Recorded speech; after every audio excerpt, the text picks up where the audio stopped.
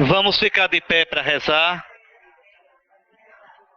Vem Espírito Santo, vem, vem iluminar. Vem Espírito Santo, vem, vem iluminar a nossa vida, vem. Nosso retiro vem, a Santa Igreja vem, toda a terra vem, vem Espírito Santo, vem, vem iluminar. Vem Espírito Santo, vem, vem iluminar. Ave Maria, cheia de graça, o Senhor é convosco. Bendita sois vós entre as mulheres, é o fruto do vosso ventre, Jesus. Santa Maria, Mãe de Deus, rogai por nós, pecadores, agora e na hora de nossa morte. Amém. O auxílio divino permaneça sempre conosco. Amém. O nosso retiro vai consistir em 6 temas, 6 meditações. Muitas delas foram inspiradas naquele livro daquele monge beneditino, o Dom Anselm Green. Eu não sigo ali tudo, mas se viu a começar pelo título de inspiração. É um retiro, como eu já disse, que vai pedir e vai exigir de vocês, para que ele tenha fruto, que vocês realmente façam silêncio para entrar em vocês. Bom, primeiro tema, conhecer-se. E aqui eu já previno, estas meditações não devem ser lidas em chave intimista ou individualista.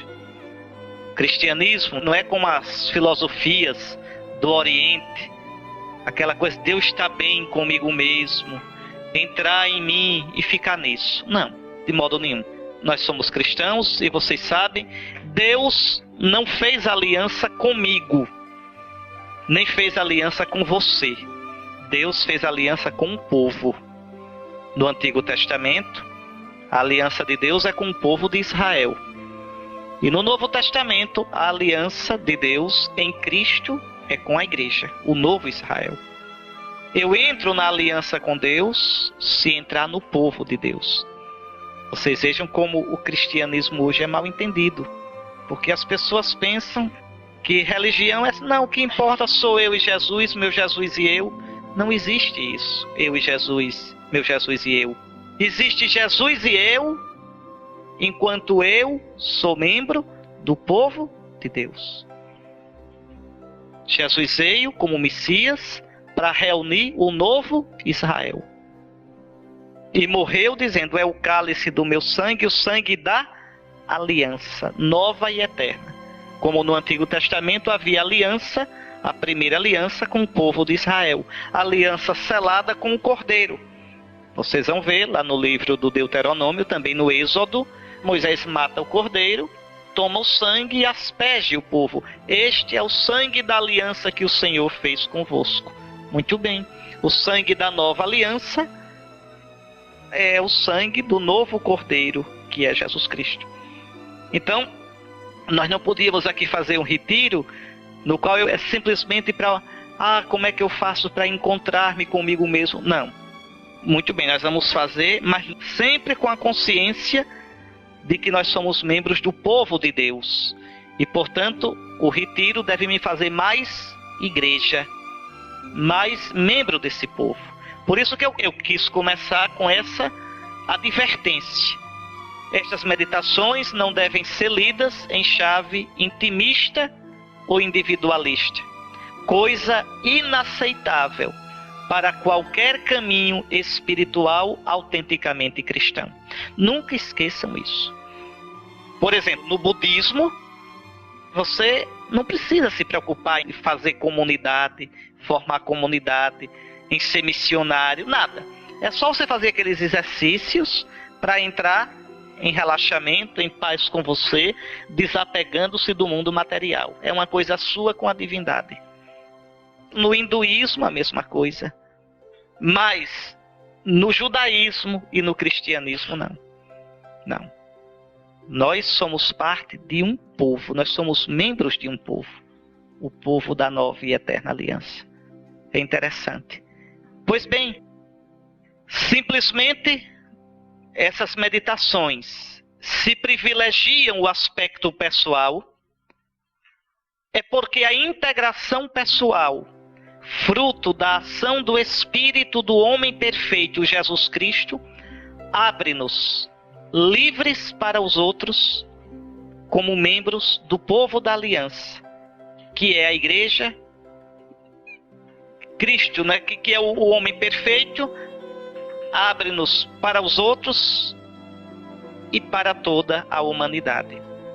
Então, esse é o motivo pelo qual nós vamos entrar em nós, para que, iluminados pelo Espírito Santo, esse Espírito que vocês já receberam no batismo, esse Espírito que é como um vírus bom que trabalha na gente. A gente é que às vezes não deixa, né, o Espírito de Cristo trabalhar em nós.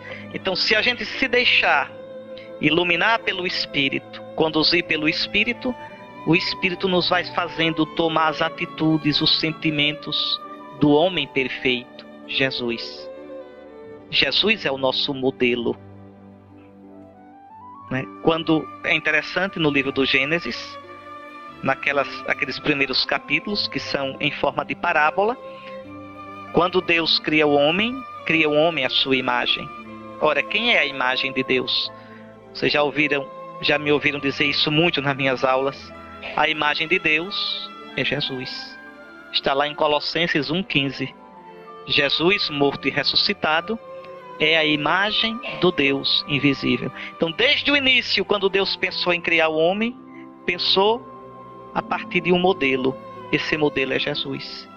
Quanto mais eu pareço com Jesus, quanto mais eu trago em mim os sentimentos de Jesus, as atitudes de Jesus, mais eu sou eu. E aqui está o nosso drama. Nós vivemos longe da gente. Os místicos da Idade Média, do século XII, gostavam de dizer: nós vivemos numa situação de dessemelhança. Deus nos criou a sua semelhança. E nós perdemos com o pecado essa semelhança. Eu serei eu mesmo, quanto mais eu me parecer com Jesus. Quanto mais eu tiver os sentimentos de Jesus, as atitudes de Jesus, mais eu serei eu. E quanto mais eu for eu, como Jesus sonhou, mais eu me abro para os outros e para a humanidade toda. É interessante que o mundo de hoje fala tanto em fraternidade. Mas vocês podem observar, não se pode falar em fraternidade sem ter Deus como Pai. Frater quer dizer irmão. Como é que eu posso reconhecer o outro como meu irmão, se eu primeiro não tenho uma experiência profunda de Deus como Pai? O Pai de Jesus, que se tornou meu Pai em Jesus. Sem isso, fraternidade fica uma noção teórica, açucarada somente, mas sem consistência verdadeira. Então, o que nós queremos aqui é isso, nesses dias, olhar para a gente à luz do Espírito Santo, o Espírito de Jesus, o homem perfeito, para que a gente seja livre da gente mesmo, livre de nossas deformações, e assim sermos abertos para os outros, que são membros como nós do povo da aliança, que é a igreja, mas também abertos para toda a humanidade. Tenhamos em vista que somos todos doentes. O mundo é um grande hospital. Todos nós somos doentes. Todos nós. Todos nós feridos pelo pecado. Quanto desencontro na gente. Quantos sentimentos desaprumados. Quantos desejos desencontrados. Quantas incoerências na gente. Quantos pensamentos loucos na gente, de vaidade, de ira, de sensualidade, de ganância, de desespero. Nós todos somos doentes. Vai mudando a doença em cada um. Cada um sabe onde o calo aperta. Mas somos todos feridos. Nós não somos bonzinhos. Nós somos criados bons por Deus, né? Somos imagem de Deus, mas estamos numa situação, uma imagem ferida. Uma imagem em dessemelhança com aquilo que nós devíamos ser. Então somos todos doentes, membros de uma humanidade ferida de morte pelo pecado. E disso a gente não pode sair só com as forças da gente, não. A gente precisa de um Salvador. Jesus nos salva exatamente disso, dessa alienação, dessa deformação na qual nós vivemos, na qual nos encontramos. Somente à luz do homem perfeito, que é o Cristo morto e ressuscitado, podemos chegar à semelhança com Deus, que desde o início é o nosso destino e realização. Só um instantinho. Só para que vocês gravem bem isso, porque é muito importante. Deus criou o homem à sua imagem. O livro do Gênesis diz isso. Deus criou o homem à sua imagem. Deus criou o homem à sua imagem.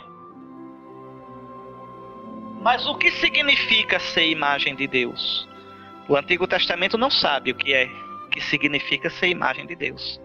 O Antigo Testamento sabe que o homem é a imagem de Deus, mas não sabe o que significa ser imagem de Deus concretamente. É o Novo Testamento quem vai dizer. Então, em Colossenses 1,15, falando de Cristo ressuscitado, diz: Ele, Jesus morto e ressuscitado, Ele é a imagem, em grego é o ícone, é a imagem do Deus invisível. Agora sim, quando o cristão lê o livro do Gênesis, diz: então dizer que o homem é a imagem de Deus é dizer que o homem foi criado à imagem de Cristo.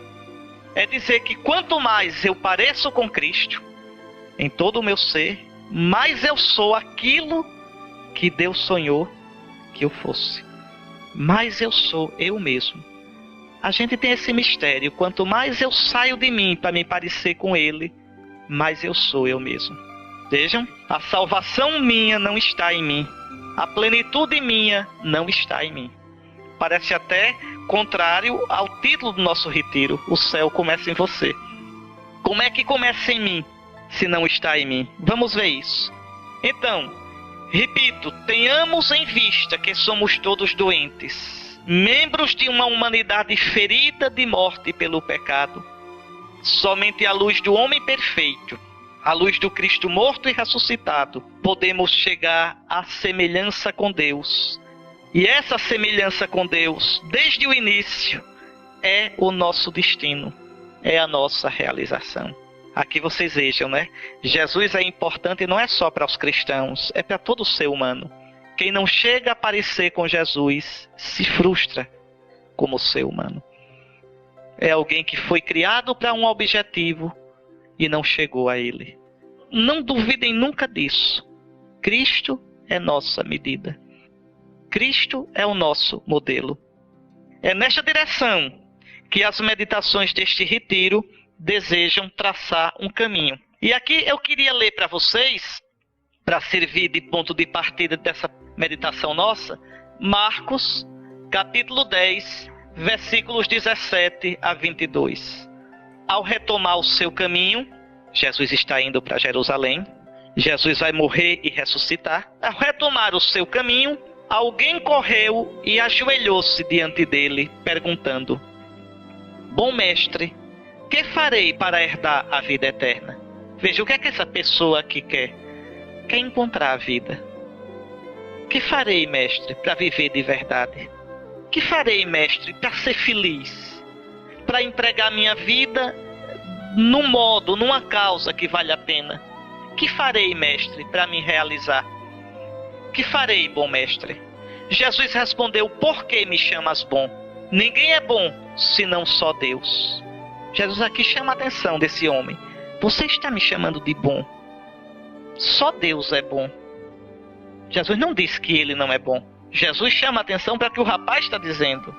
Você está me chamando de Deus. Você está me chamando de bom.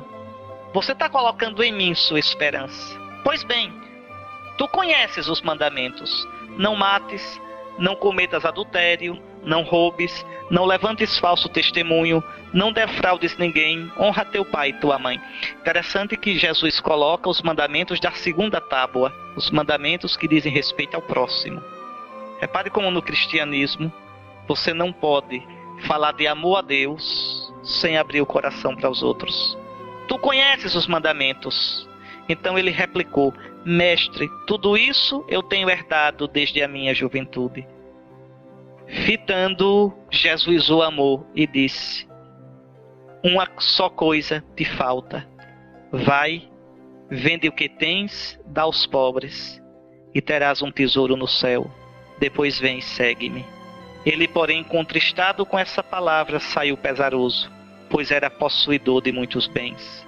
Qual é o problema desse homem? Veja, esse homem quer ganhar Deus simplesmente fazendo coisas. O que eu tenho que fazer para ganhar a vida?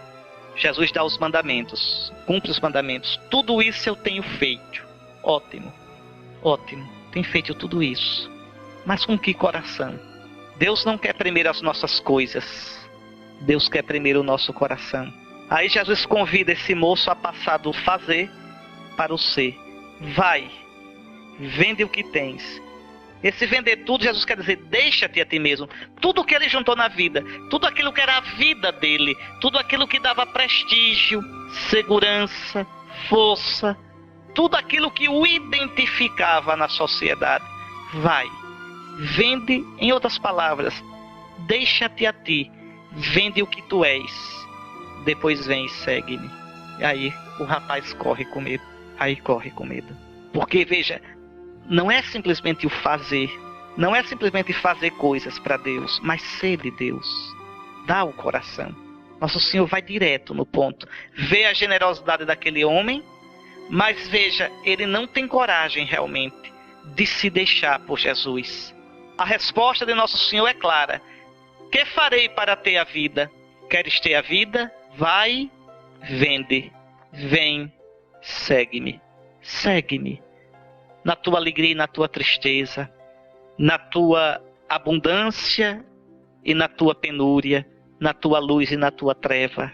Segue-me, vem comigo. Resposta de Jesus, cheia de um olhar amoroso, mas exigente, cortante.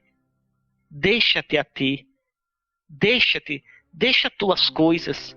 Né? Aqui, meus irmãos, não é deixar simplesmente exterior, deixar simplesmente exterior. Não, não é isso.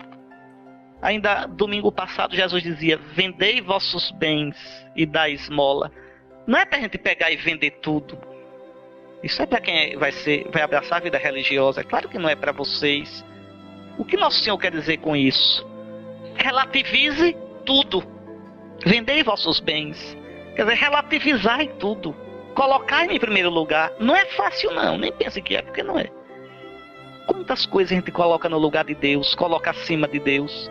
Quantas coisas nos apegam. Jesus diz: onde está o vosso tesouro, aí está vosso coração.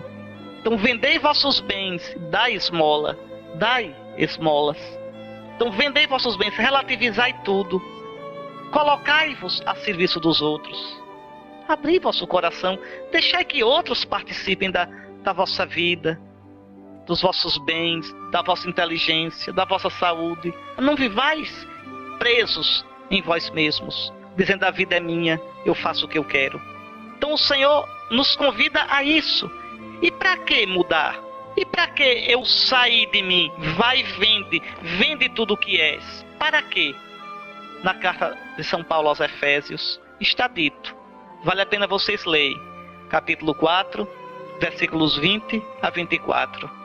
Para que nos renovemos pela transformação espiritual de nossa mente, para nos revestirmos do homem novo, criado segundo Deus, na justiça e santidade da verdade.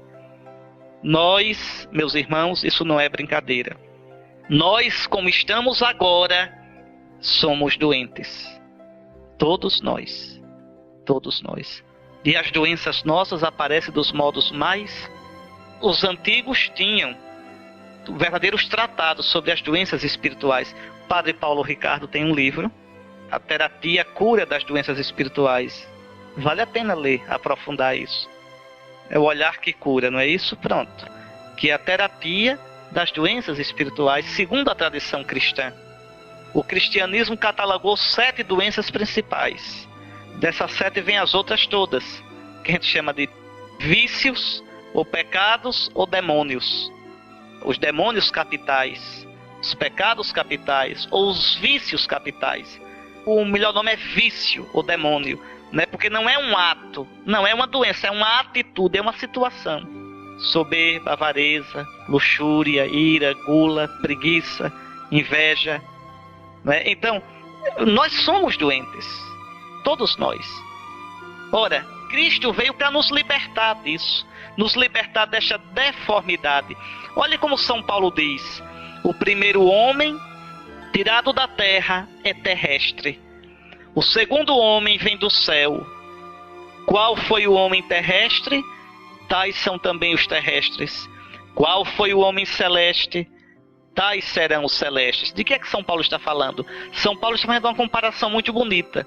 O primeiro Adão, lembre do que diz a Escritura, é tirado da terra, é terrestre.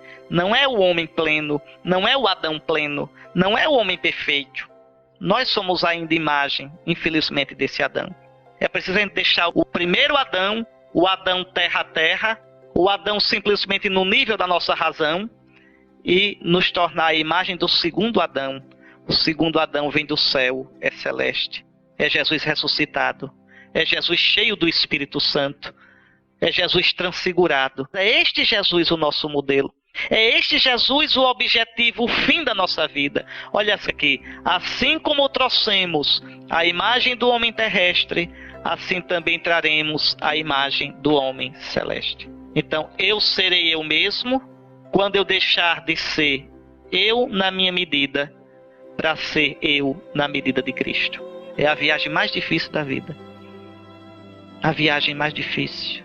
É mais distante do que a viagem para Marte, para a Lua, tá certo? Veja, o homem é interessante, tem a coragem, tem a inteligência para mandar sonda para tão longe, mas tem medo de entrar no seu próprio coração. É a viagem mais difícil. Sair de mim do meu jeito para chegar a mim mesmo do jeito de Jesus.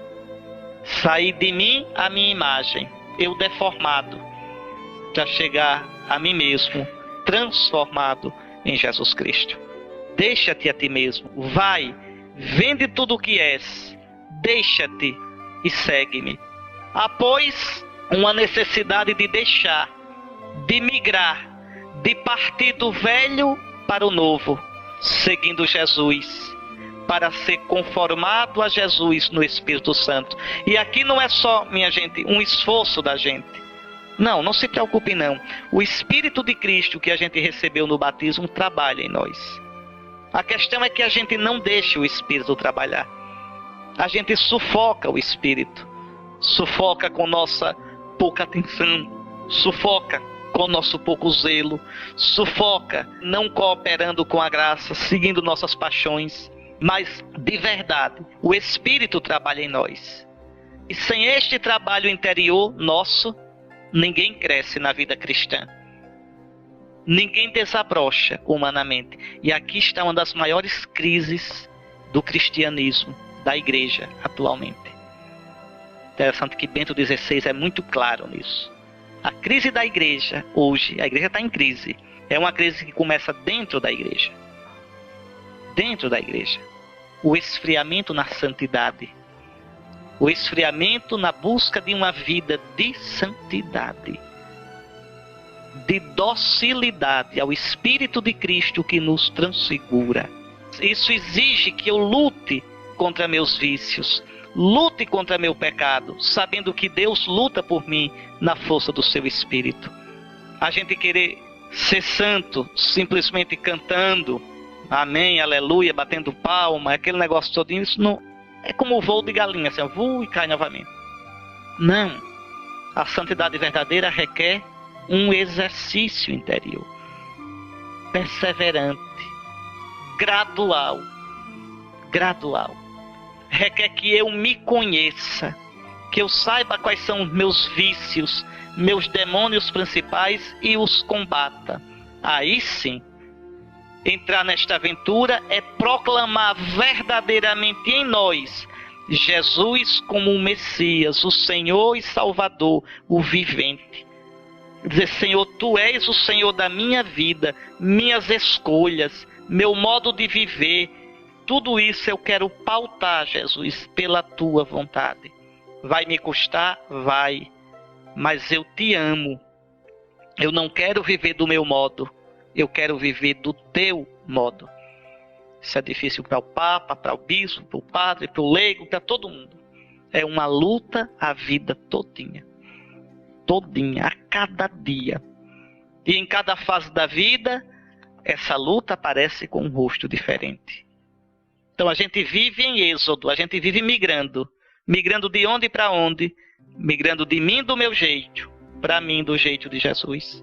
Migrando de mim alienado de mim, para chegar a me encontrar em Jesus. É como aquela música, Eu Caçador de Mim. Pronto.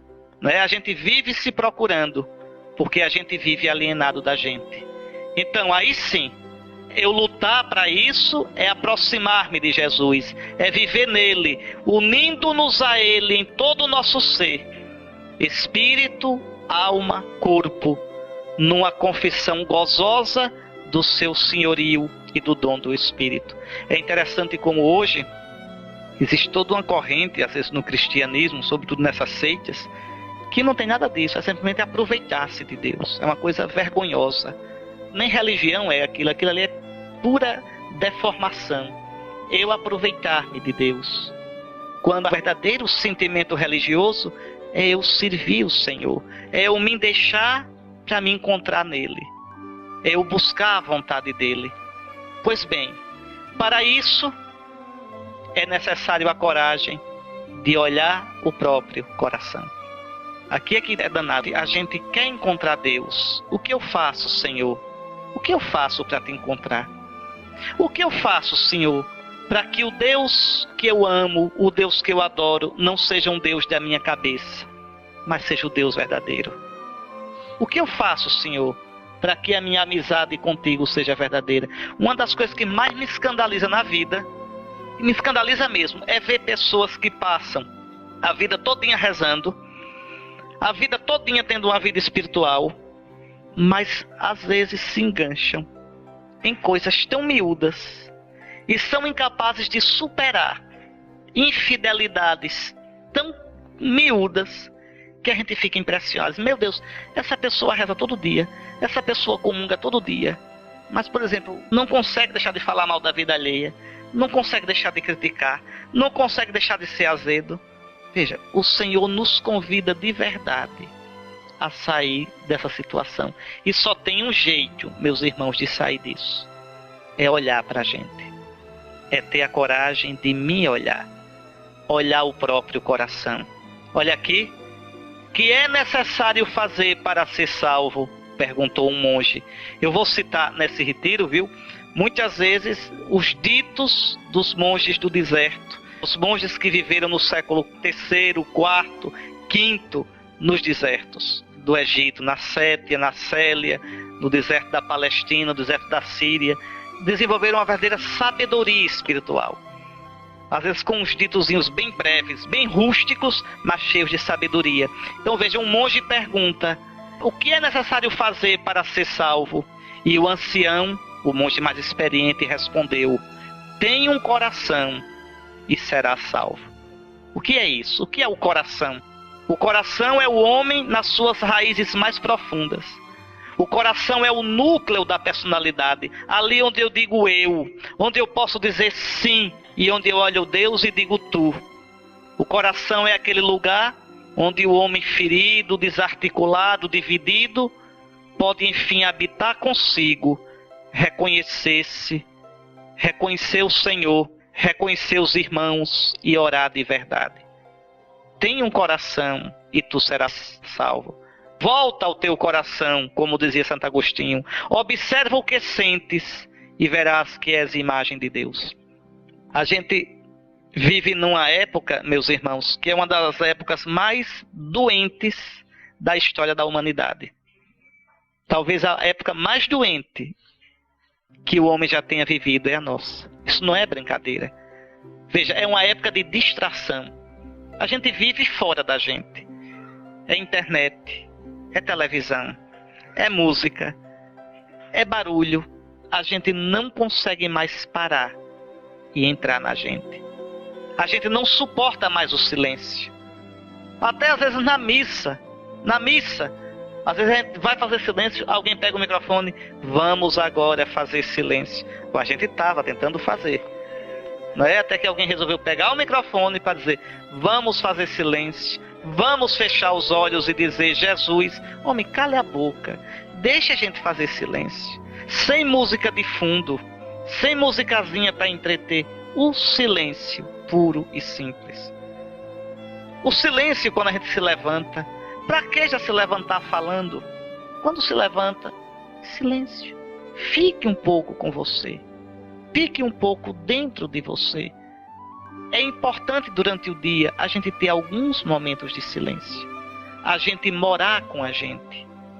E aí se conhecendo. E observando os nossos sentimentos. Os nossos afetos. Aí a gente vai aprendendo a se conhecer. As nossas paixões. Aquele sentimento que está nascendo que é errado. Aquele modo de ver que é troncho. Aí eu vou percebendo. E diante de Cristo, na medida de Cristo, o homem perfeito, eu vou corrigindo. Mas o mundo de hoje é um mundo do barulho. É um inferno, até a nossa liturgia. Eu fui a uma missa aqui em Aracaju, que eu saí com a cabeça, digo, minha Nossa Senhora, que missa triste. Eu não consegui entender uma palavra do que cantavam, porque o barulho nessas caixas de som era um barulho tão grande, com um som tão alto. Eu digo, isso é um inferno, isso não é uma liturgia. Entende?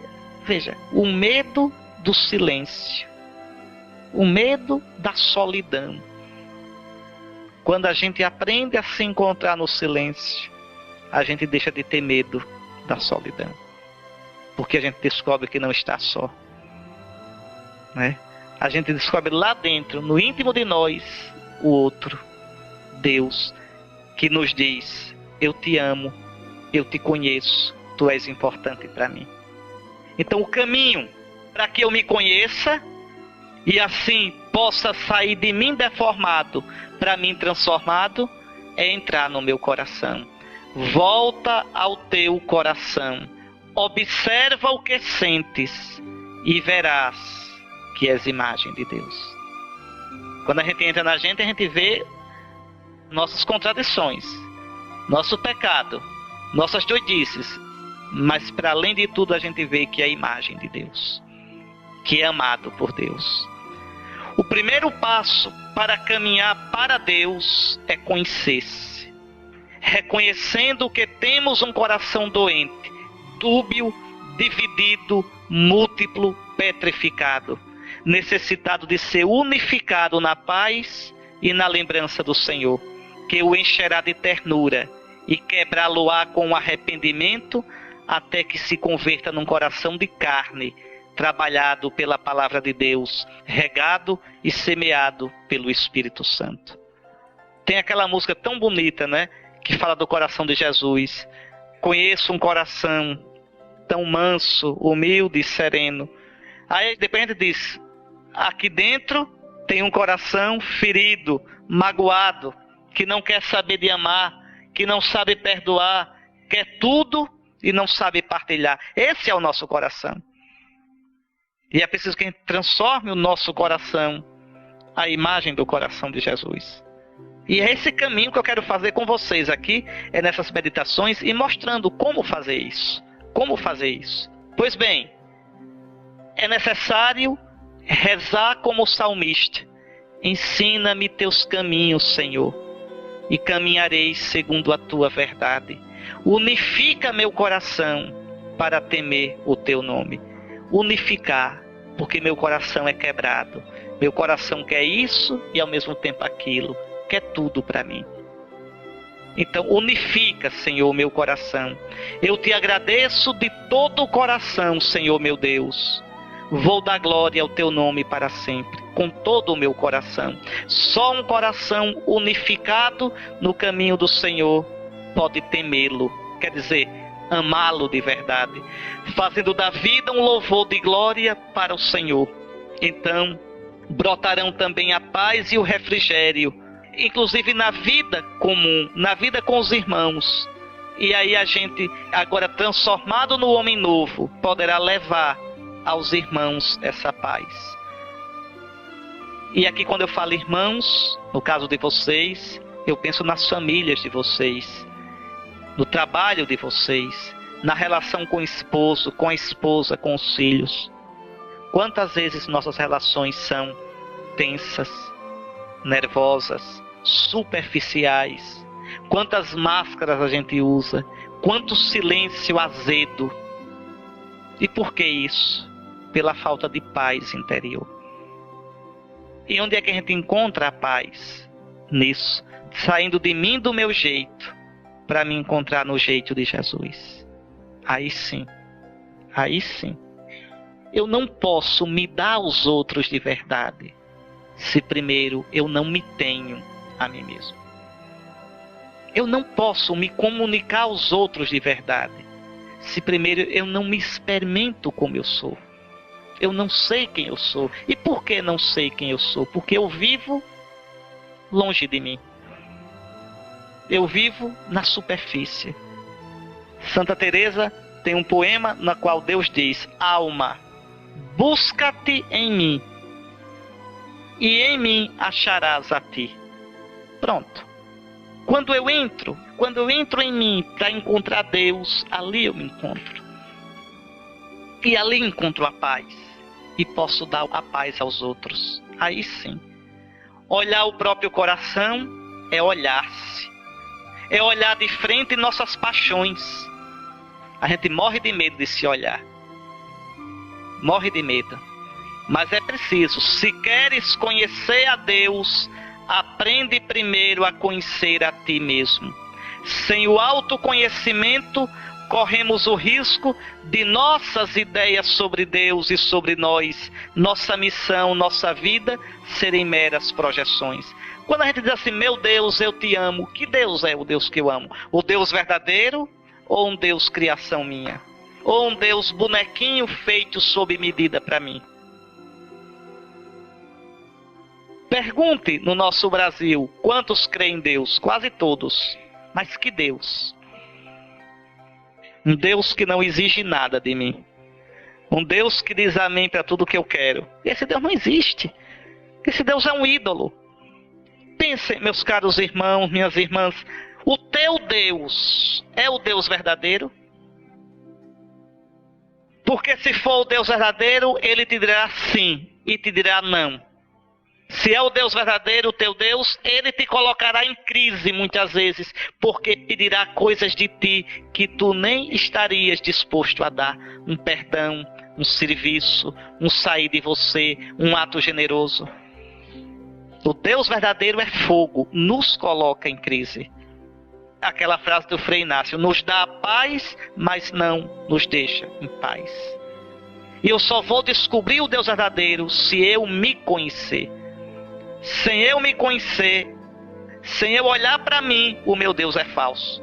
Sem eu me conhecer, nossa piedade seria então servir de refúgio para a soberba, a vaidade, a autossuficiência, a prepotência, o fechamento e desprezo do outro, o comodismo ou a preguiça de crescer humanamente. Um bando de santos do pau oco. Quantas vezes a gente encontra tanta imaturidade em gente de igreja? É isso que mais me escandaliza.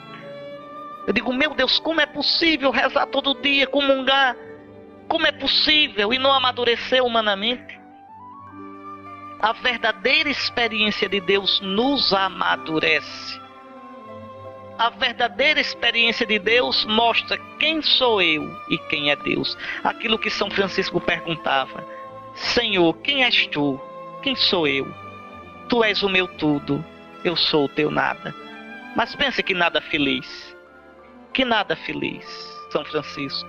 Porque o tudo dele era Deus. Então, olhando para ele, ele aprendeu a dar espaço para Deus. Hoje a gente quer ser cristão sem isso. Isso que os antigos chamavam de ascese. Nós vamos falar sobre isso. Quer dizer, o exercício da vida espiritual. O exercício, tá certo? Então, se queres conhecer a Deus, aprende primeiramente a conhecer a ti mesmo. O verdadeiro caminho espiritual passa sempre pelo conhecimento de si próprio e, portanto, pelo conhecimento das paixões da alma e pelo seu tratamento. É este o caminho para Deus e, portanto, o caminho para a verdadeira humanização. Que aqui entendam, quanto mais eu parecer com Cristo, quanto mais eu for como Deus sonhou que eu fosse, mais eu serei humano. Às vezes a gente diz assim, não, mas é o meu humano. Não, é o seu desumano. Deus não pensou a gente com o pecado. Deus não pensou a gente troncho. Quem tronchou a gente foi o pecado. Aquilo que eu digo tanto a vocês, pecar é humano. Não, pecar é desumano. Pecar desumaniza. Se pecar fosse humano, quanto mais pecado eu tivesse, mais humano eu era. Não. O pecado é desumano e desumanizador. Quanto mais eu peco e quanto mais me entrego o pecado, mais eu viro uma fera. Eu viro um bicho. Eu viro um bicho. Então veja, esse caminho de se abrir a Deus, esse caminho de se olhar na luz de Deus, me humaniza. É muito bonito, porque vocês vejam, pode olhar, que as pessoas que são amigas de Deus são profundamente humanas. Pode olhar. Humanas, profundamente humanas. Querer voar para Deus, desconhecendo a si mesmo, é como Ícaro. Lembram Ícaro, da mitologia grega? Que desejando aproximar-se do sol com asas de cera, caiu. As asas que nós construímos antes de nos encontrar com nossa própria realidade são também simplesmente de cera. Nós temos umas ideias megalomaníacas, fora de foco, umas ideias a respeito da gente mesmo. A vida com Deus não pode ser escapatória para os problemas que deveríamos resolver. A verdadeira piedade deve ser trazida para o chão do cotidiano e penetrar nosso dia a dia e nosso trabalho. Os antigos monges, quando o noviço, rapazinho, chegava no deserto para ser monge, aí procurava um monge mais velho e andava assim, porque esses monges antigos eles não viviam em mosteiro, não existia mosteiro. Só para vocês entenderem um pouquinho, você sabe que até o século IV os cristãos foram perseguidos pelo Império Romano. Ontem mesmo nós celebramos São Lourenço, que morreu no século III, na perseguição do imperador Valeriano. Quando, em 313, Constantino deu liberdade aos cristãos, muitos cristãos não se conformaram com aquela vida que foi começando a ficar relaxada. E aí eles deixavam tudo e iam para o deserto. E encheram, era mais de 5 mil, 10 mil homens e mulheres nos desertos da Sétia, da Célia, da Síria, da Palestina. Viviam lá. Eram homens e mulheres em geral rudes. Existiam alguns mais, mas a maioria era rude. Mas uma vida de busca de Deus. O que é que esses monges faziam? Porque eu vou falar muito neles, porque a sabedoria deles era muito grande, sabedoria espiritual. O que é que eles faziam? Eles passavam um dia ou fazendo esteira, ou fazendo cesto, balaio, para vender. E por que faziam ocupando as mãos? Para deixar a mente livre, para repetir os salmos, a palavra de Deus. Eles decoravam os salmos, decoravam, por exemplo, São Jerônimo sabia os 150 salmos de cor, e sabia o livro do profeta Isaías todinho de cor. Mas não tinham televisão, não tinha essas coisas. Aí é que tá, rezavam de verdade. Então, as mãos livres, trabalhando, e aqui no ritmo, veja, no ritmo da costura, eles ritmavam a oração. E para que isso? Para permanecer diante de Deus. Agora, juntamente com isso, tinha uma vida de penitência, A maioria só comia lá pelas 3 da tarde, água com sal e pão. Os mais virtuosos só comiam depois que o sol se punha. Então eles viviam assim.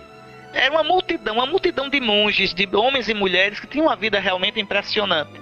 E eles não tinham missa todos os dias, mas ao sábado eles se reuniram ao pôr do sol, vinham das suas cavernas, porque moravam sozinhos, vinham e ali conversavam, né? Eles chamavam de sinax, a palavra sinax quer dizer reunião.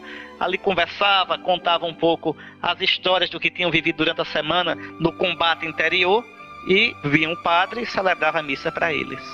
E quando chegava um monge novo no deserto, a primeira coisa que ele procurava era um pai espiritual, um monge mais velho, que ele chamava de abade. Abade vem de abá, pai, para guiá-lo. Um diretor espiritual, que a gente chamava de pai espiritual. E é interessante o que eu estou dizendo aí.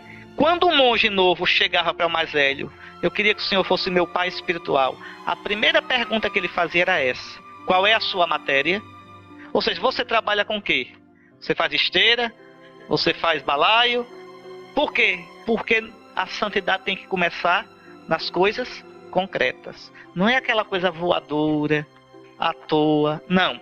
Primeira coisa, o que é que você faz na vida? O que é que você faz? Você vai trabalhar em quê?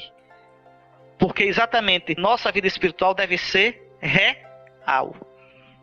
Deve partir, a sua vida espiritual deve partir do que você é. Seu temperamento, sua história, sua família, seu trabalho, o dinheiro que você tem. Eu não posso ter uma relação com Deus como se tudo isso não existisse. A minha relação com Deus vai ser no meio da minha vida concreta. Eu como bispo, vocês como leigos, casados ou solteiros, no seu trabalho ou aposentado, do jeito que for. É ali que Nosso Senhor vem ao meu encontro. E é dali que eu tenho que voar para Deus. Para Deus. Então, uma espiritualidade baseada na minha realidade. Não uma coisa de anjo lá em cima, imaginando como deveria ser, mas desencarnada da minha realidade. Por isso que eu digo aqui, veja, o monge perguntava logo: qual é a tua matéria? É descendo para a nossa condição terrena que entramos verdadeiramente em contato com o céu. Pois à medida que temos coragem de descer até as nossas próprias paixões, elas nos elevam a Deus. Atenção para isso. Enquanto eu não assumir meus pedaços ruins, enquanto eu não tiver consciência deles, enquanto eu não tiver coragem de assumir minhas feridas, minhas incoerências, minhas desarrumações e colocá-las diante de Deus, a minha relação com Deus é falsa, é mentirosa, é mascarada. Minha espiritualidade não vale uma moeda. Não vale. Não vale. Tá certo?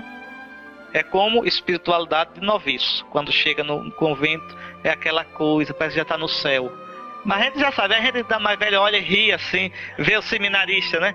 Aí eu vou lá, os seminaristas que chegam, novinho, aquela piedade chegando, flutuando. Digo, deixa passar uns 3 meses, eu quero ver o que é que vai ficar. Por quê? Porque aí eu vou provando com o dia a dia, com a vida. Não é aquela coisa estudada, aquela coisa fantasiada. Pois bem, veja, é descendo para a nossa condição terrena que entramos verdadeiramente em contato com o céu. Pois à medida que temos coragem de descer até as nossas próprias paixões, olha que coisa interessante, minhas paixões, quando eu as assumo, me levam a Deus. Me elevam. Não porque eu vá me entregar às paixões, mas porque eu terei a chance de lidar com elas e de curá-las. Subimos a Deus à medida que nos abaixamos até nossa própria realidade. Aquele, porém, que almeja o céu com facilidade, nada encontrará além da sua imagem pessoal a respeito de Deus, de si e dos outros. Tudo ilusão. Deus como está na minha cabeça. Os outros como eu quero que os outros sejam, não como os outros são de verdade. E eu próprio, como eu fantasio que eu seja. E que tristeza quando é isso, minha gente. Quando a gente não conhece direito quem a gente é, olhe, a gente não se relaciona com os outros de um modo sadio. É um inferno. Eu piso, passo por cima, faço chantagem, massacro e nem me dou conta, porque não me conheço. E se eu não me conheço, não posso ter relacionamento verdadeiro com os outros. A gente tem tanto isso. Quanto menos a humanidade sabe calar, quanto menos a gente sabe meditar, se colocar diante de Deus, mais a gente tem isso no mundo de hoje. Relações superficiais, relações desumanizadoras, relações que não geram comunhão.